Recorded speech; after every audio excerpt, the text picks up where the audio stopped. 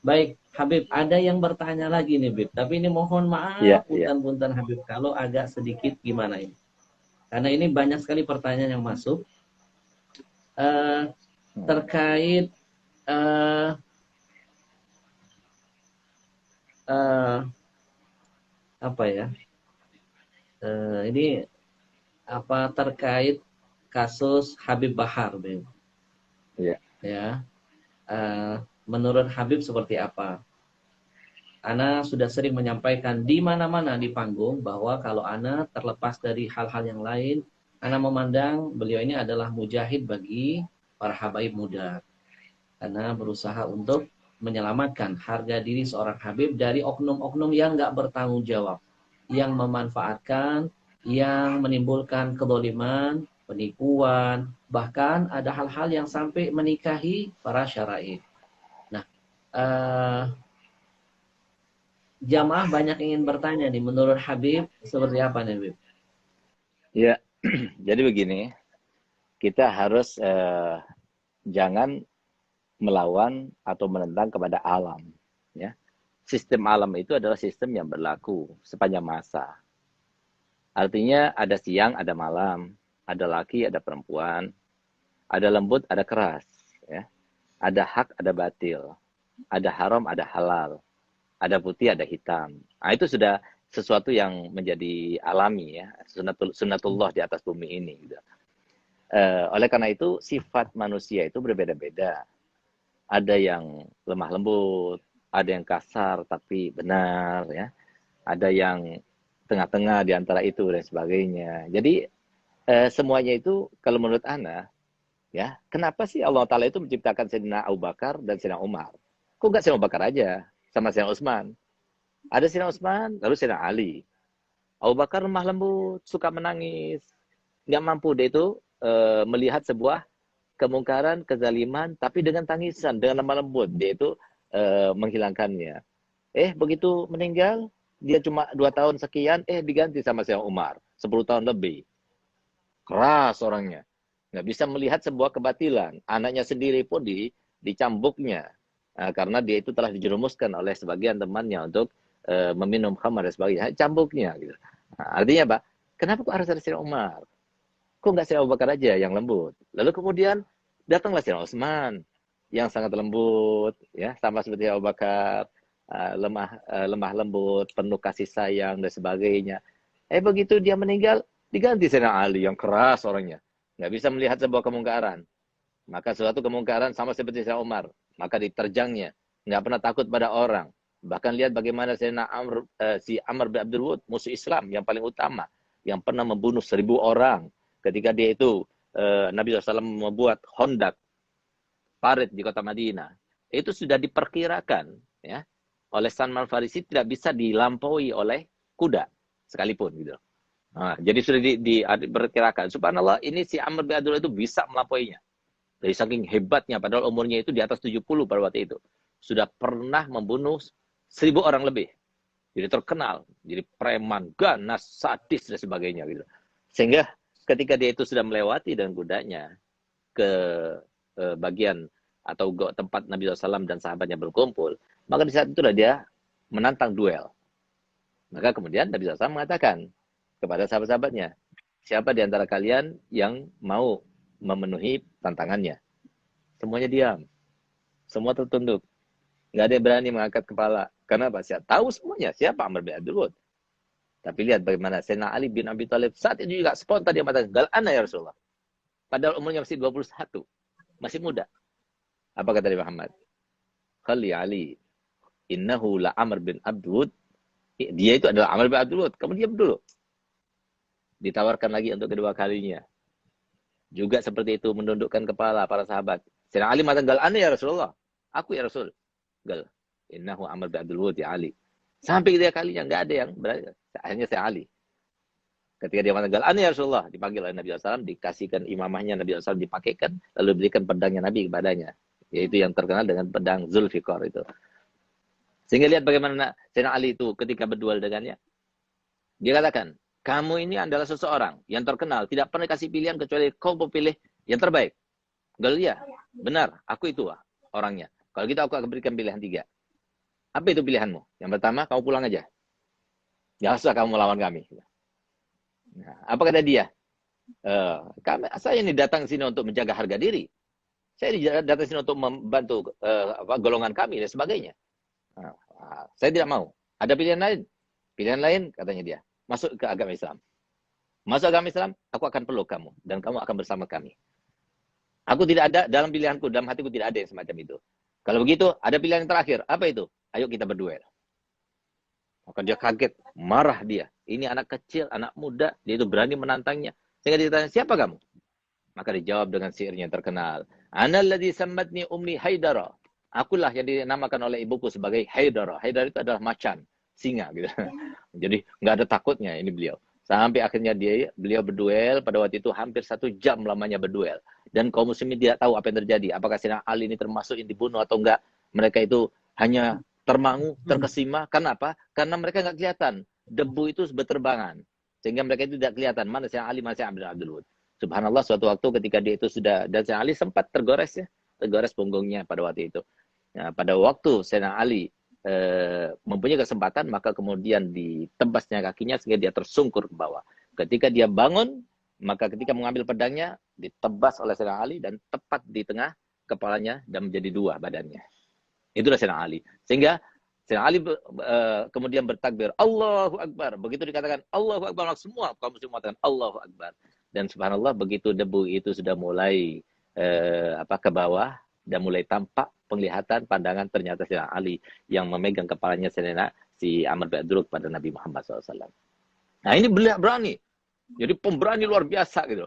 Tapi keras. Jangan sampai ada sebuah kezaliman di depannya Sayyidina Ali bin Abi Thalib. Kenapa harus ada Sayyidina Ali bin Abi Thalib? Kenapa harus ada Sayyidina Umar bin Khattab? Jadi memang ada orang yang harus itu keras. Jadi di Indonesia ini cukup kita ambil sejarah. Mohon maaf ya, kita ini orang Indonesia juga ya. Alhamdulillah saya ini dari segala macam dinasti saya ada. Ibu saya, Hubabah Khadijah binti Habib Muhammad Sinduan. Ibunya itu orang Madura. Masih keluarga Kiai As'ad. Ya, Kiai As'ad yang ada, yang sekarang ini anaknya itu Kiai Khalil, yang ada di situ Bondo. Itu masih saudaranya Mbah kita. Nah, dan keluarga dari ayah saya itu juga ada yang Raden dari Kerajaan Sumeneb. Jadi Mahfud MD itu kan dia itu RB. Kita juga RB. Nah, kita masih keluarga kesultanan gitu. Nah, jadi kita ini terkadang mohon maaf ya, Indonesia ini entah gimana ya, atau tabiatnya atau gimana. Kadang-kadang kita ini harus ingat sejarah. Kita ini sudah dijajah oleh Belanda ini selama 350 tahun. Nggak ada di dunia seperti itu gitu. 350 tahun. Nggak sadar-sadar juga kita itu dijajah begitu. Sehingga kadang-kadang nggak terlecut kita. Nggak sadar-sadar kecuali dengan kekerasan. Ya mungkin Allah Ta'ala mengirim seperti Habib Rizik ya, seperti Habib Bahar, yaitu untuk supaya untuk melecut kita. Kalau nggak ada mereka, siapa yang berani? Coba buktinya, mana yang bisa menandingi Habib Bahar ataupun Habib Rizik bin Syihab yang selain Habaib? Mana di antara mereka? Nggak ada yang berani. Nah itu salah satu rahmat. Kalau nggak ada mereka, tambah parah lagi Indonesia ini, negara ini. Jadi alhamdulillah ada yang seperti itu. Walaupun kita sendiri ya, walaupun Habib Bahar itu ada murid kami ya, dan bahkan sempat saya waktu dia keluar, telepon saya pada sore harinya, dan dia bilang, Beb, saya ini sekarang disambut ratusan ribu orang yang menyambut saya. Ya sebetulnya bukan dia yang memerintahkan mereka untuk menyambut ya, wallahualam, tapi mereka karena cinta kasihnya mereka kepada Habib Bahar, sehingga mereka itu banyak berkumpul ribuan orang, bahkan puluhan ribu orang pada waktu itu. Dan dia katakan, saya sempat berpesan kepada dia, Beb, ente sudah di penjara sekian lama, tolong lebih arif, lebih bijak, berdakwalah dengan siasat, gitu ya. Nah, tapi nggak bisa dipaksakan Habib Ahmad. Ana sama antum mungkin sama ya. Dakwanya caranya lemah lembut gitu. Ada orang yang nggak bisa. Dia tuh nggak tahan. Melihat sebuah kemungkaran itu tidak tahan. Melihat sebuah kezaliman itu tidak tahan. Dan insya Allah yang lemah lembut pun di antara ulama juga seperti itu. Cuma caranya beda. Kita merangkul. Tapi ada yang memukul. Gitu. Kalau nggak ada yang memukul, semua merangkul, kita jadi babu terus. Jadi artinya perjuangan orang ulama yang keras ini, yang dikatakan Nabi SAW, afdul jihad kalimatu haqqin urida biha batil. Jadi sebaik-baik jihad itu adalah sebuah kalimat yang benar yang diutarakan di depan raja yang zalim gitu ya. Nah, jadi seperti itu. Kalau nggak ada yang seperti itu, maka akhirnya kita dosa semuanya. Karena kan Amar ma'ruf nahi munkar itu kan harus dilaksanakan. Yang punya tangan dengan tangannya, yang punya lisan dengan lisannya, yang punya harta dengan hartanya, yang nggak bisa ya udah dengan hatinya gitu loh. Jadi artinya untung masih ada seperti mereka-mereka ini yang berani untuk menampakkan sebuah kebenaran. Kalau tidak kita dosa semuanya gitu loh. Artinya perjuangan mereka itu lebih banyak berkorban ketimbang kita, Beb Ahmad. Nah, kita ini melemah lembut. Kita ini kan diterima oleh semua kalangan karena kita lemah lembut. Tapi orang seperti dia dimusuhi banyak orang. Nah, mungkin kita nggak dimusuhi gitu. Nah, jadi lebih berat seperti beliau. Nah, jadi memang fenomena yang semacam ini harus ada di dunia ini ya. Jadi harus ada. Oleh karenanya di dalam pendidikan itu nggak boleh dengan cara lembut. Salah itu dengan cara lembut. Harus ada kekerasan juga. Karena Pak Setan itu satu-satunya takutnya itu dengan kekerasan. Nah, kalau seumpama yang semacam itu tidak dibenarkan, ya, dengan mengatakan itu hak asasi manusia sebagai, loh kenapa di penjara itu harus ada kekerasan? Kenapa harus ketika investigasi itu harus ada kekerasan? Kalau memang tidak boleh. Nah, ini kan juga untuk membenarkan, untuk meluruskan, untuk menjadikan orang itu baik kembali, pembinaan katanya di penjara pembinaan. Nah, ini kan juga pembinaan anak kita.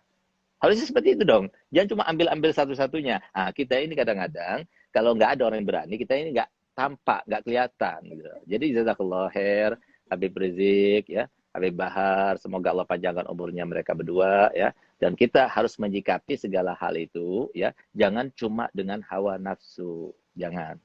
Nah, tapi kita sebagai Habib kita sudah sadar. Karena apa? Sebagaimana katakan Habib Abdullah bin Umar bin Yahya, al-habaib fi kulli waqt mabghut wa mahbub. Jadi kita ini harus siap. Di setiap saat itu ada yang benci sama kita, ada juga yang cinta kepada kita. Jadi kita nggak ada tuntutan. Tuntutan kita cuma satu, Allah ridho, Rasulullah bangga dan senang dengan cucunya. Masya Allah Habib. Baik teman-teman, kalau boleh menyimpulkan nasihat yang luar biasa dari Habib kita, bahwa ada saatnya kita memang boleh lembut, ada saatnya kita memang boleh keras. Kita butuh sosok yang lembut, kita juga membutuhkan sosok yang tegas, tapi dalam kebenaran. Ya, ibarat menanam pohon ya, Beb. Nggak semua pohon itu hanya perlu pupuk. Kadang-kadang perlu penyemprot hama, Beb. Betul, Ada betul. pohon karena tanahnya subur, cukup ditanam, nggak usah dipupukin, dia bisa berbuah. Ada yang nggak bisa, perlu pakai pupuk biar cepat dia berbuahnya. Ada yang sudah pakai pupuk, Beb. Masih juga nggak mempan, harus pakai pembasmi hama. Nah, apalagi sekarang ini di Indonesia udah banyak hama-hamanya, Beb. Jadi memang harus ada pembasmi-pembasmi yang bisa mengusir segala bentuk keburukan, kemaksiatan, dan lain sebagainya. Maka saya pribadi sependapat dengan Habib bahwa memang kita membutuhkan orang-orang yang seperti ini di saat zaman ini sudah luar biasa. Bukan lagi bicara soal benar salah. Yang benar bisa jadi salah, yang salah bisa jadi benar, yang benar bisa jadi salah. Jadi kalau boleh mengutip teman-teman sekalian, nanti teman-teman buka surah An-Nahl ayat 125. Ud'u ila sabili rabbika bil hikmah wal mau'izatil hasanah. Hikmah di sini bukan hanya lembut, inti keras, perang pun hikmah. Seperti tadi yang disampaikan Habib. Bagaimana Imam Ali memberikan 3 pilihan. Mengajak orang kepada Tuhannya dengan hikmah.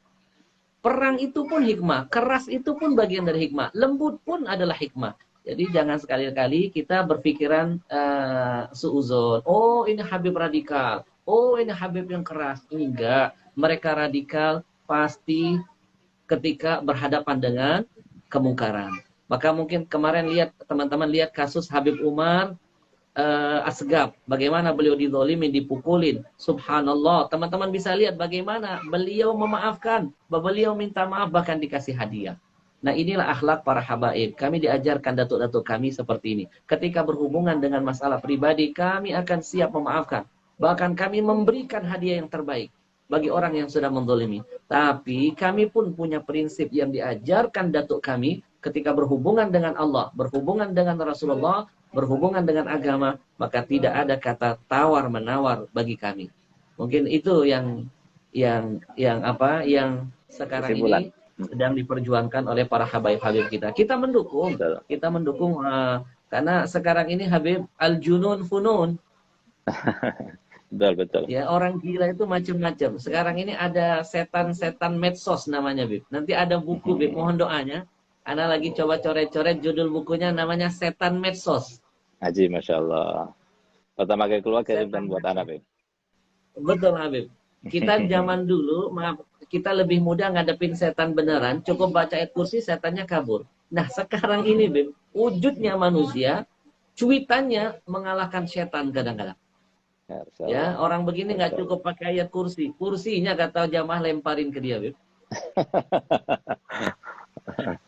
Jadi maka sekali lagi ini jamaah mungkin sudah terpuaskan karena banyak sekali ingin melihat jawaban. Kisah Ali bin Abi Thalib tadi sudah memberikan sebuah jawaban yang luar biasa. Ya, tidak Rasulullah. mungkin Allah pilih Imam Ali, kemudian padahal ada Umar bin Khattab, kata Habib, bagaimana Umar itu, Masya Allah, Nabi sampai mengatakan, Inna syaitan yakhafu minka ya Umar. Syaitan aja takut, apalagi manusia, tapi Allah takdirkan Imam Ali. Jadi sekali lagi kalau ada Habib yang keras, tegas, bukan radikal, memang titisan darah dari dulu itu sudah diajarkan. Dan ditakdirkan Allah tidak pernah mau menerima kemungkaran di depan mata.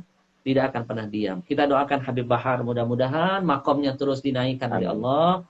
Segala bentuk kedoliman, ketidakadilan yang beliau rasakan menjadi asbab turunnya karamah berkah insya Allah buat beliau.